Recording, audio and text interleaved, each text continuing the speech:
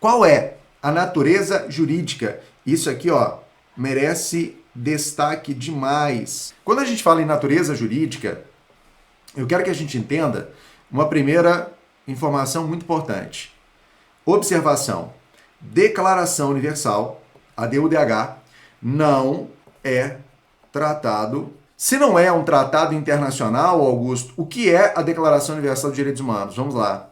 A Declaração Universal dos Direitos Humanos, ela é uma resolução com número. É a resolução 217A3, aprovada pela Assembleia Geral das Nações Unidas, no dia, cuidado com isso, 10 de dezembro do ano de 1948. Essa data, gente, ela é tão importante, ela é um marco na história dos direitos humanos. Ela é tão importante, que você vai anotar aí.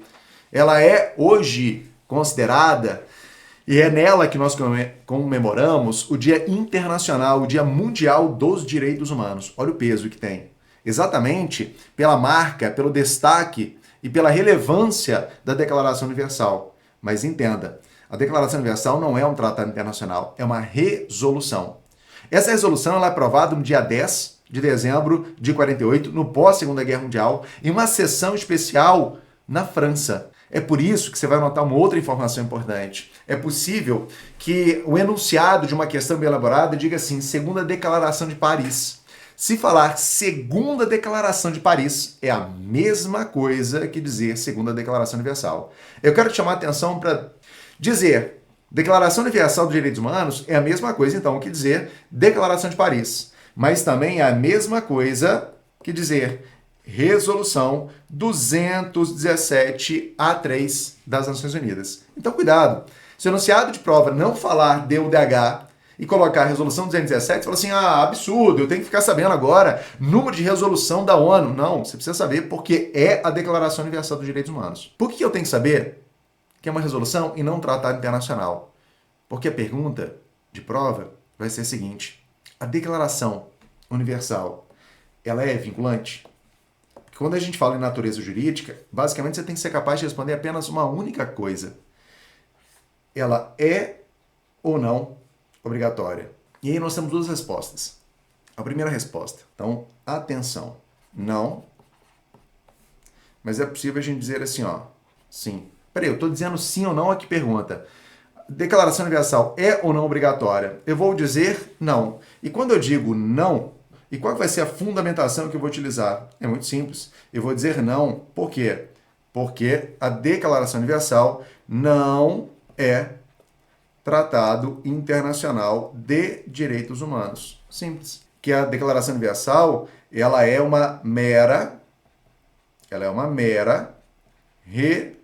resolução.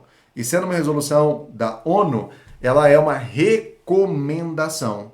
Então, o que eu estou fazendo? Eu estou fazendo uma análise técnica, uma análise meramente formal. Eu estou olhando para o corpo da Declaração Universal e dizendo, você não é tratado internacional. Se você não é tratado internacional, os tratados não assinaram. Os tratados eles não aprovaram, eles não ratificaram, eles não promulgaram o texto da Declaração Universal. Consequentemente, não é uma obrigação. É como se a Declaração Universal fosse um texto em que a ONU olha para o mundo e fala assim, isso aqui é o básico, isso aqui é o mínimo que vocês devem, na verdade, segurar nos seus estados. Isso aqui é o modelo que vocês devem levar para casa e ter como parâmetro para aplicar na realidade individual de cada um de vocês. Entenderam? Aí o povo fala assim, entendemos. Então aqui ela é uma mera recomendação. Só que a maioria hoje vai falar assim, pô, bacana. Eu não estou negando que a Declaração Universal é uma resolução. Eu não estou dizendo que a Declaração Universal é um tratado, porque não é um tratado internacional, ponto. Sobre isso a gente não está divergindo. Mas existe uma corrente cada vez mais em destaque, que cada vez mais ganha corpo, voz e volume, diz, mesmo que não sendo um tratado internacional dos direitos humanos, a DUDH possui força jurídica vinculante. Com base em que, Augusto? É simples, quer ver? De fato, gente, nós bem sabemos que a fonte do direito, que cria direitos, obrigações, liberdades, garantias, aquilo que diz o que você pode fazer, aquilo que diz o que você não pode fazer, advém especialmente do texto de uma lei escrita. Mas vamos lá, rapidamente, no nosso cotidiano hoje. A gente não precisa ir há muitos anos atrás e nem adiante na história. Olhemos para os nossos dias. Tudo que nós fazemos hoje é fruto necessariamente daquilo que é previsto em lei. Não sei se é casado ou casada, mas se for, existem alguns hábitos familiares, já percebeu isso? Talvez você esteja casado há 5, a 10 anos. E talvez há 3, a 4, a 5, a 6, a 10 anos, você aos finais de semana almoça na casa da sogra. Vai virar no próximo domingo e dizer, a gente não vai para a casa da sua mãe. Vai lá, iniciar uma revolução armada. E não adianta você virar e falar assim, aqui, mas eu não assinei nenhum contrato de núpcias e nem mesmo um contrato matrimonial que dizia que eis uma obrigação familiar dominical de estar na casa da sua mãe. Ela vai dizer, nem precisava, porque ao longo desses anos houve atos reiterados, tornou-se um costume, uma tradição. E por isso nós vamos. E você vai. Observe, portanto, gente, que uma outra fonte de direito são os usos, os costumes. Quando nós temos um ato que ele é reiterado, ele se torna um direito pelo costume internacional, pelo costume doméstico, pelo costume da sua casa, pelo costume na minha casa. A Declaração de 1948. Sabe o que significa?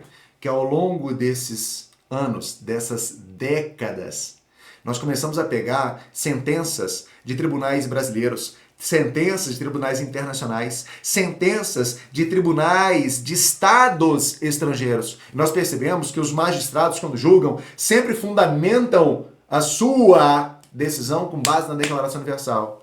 Isso quer dizer que ao longo dos anos, em razão dos usos e dos costumes, de atos reiterados, a Declaração Universal ela foi utilizada como base do direito e ela adquiriu essa força pelo costume internacional. Entende isso? Então, essa corrente aqui, ó, quando diz sim, tem força jurídica vinculante, não é porque acredita que a declaração é um tratado, mas em razão dos costumes internacionais. Fechou, pessoas queridas? Como é que eu respondo isso em prova? Você responde isso em prova da forma como é perguntado. Como é que você faz? Você fica atento, você fica percebendo se o examinador está falando apenas da literalidade ou se o examinador no enunciado ou na alternativa começa a dar alguns apontamentos dizendo, segundo os costumes, as tradições, ao longo do tempo, sentenças internacionais, palavras-chave, gatilhos mentais. E aí você fala assim, ele está me levando para cá, ou ele está me levando para lá. Como é que eu ganho segurança? Fazendo questão de prova. E a gente vai fazer.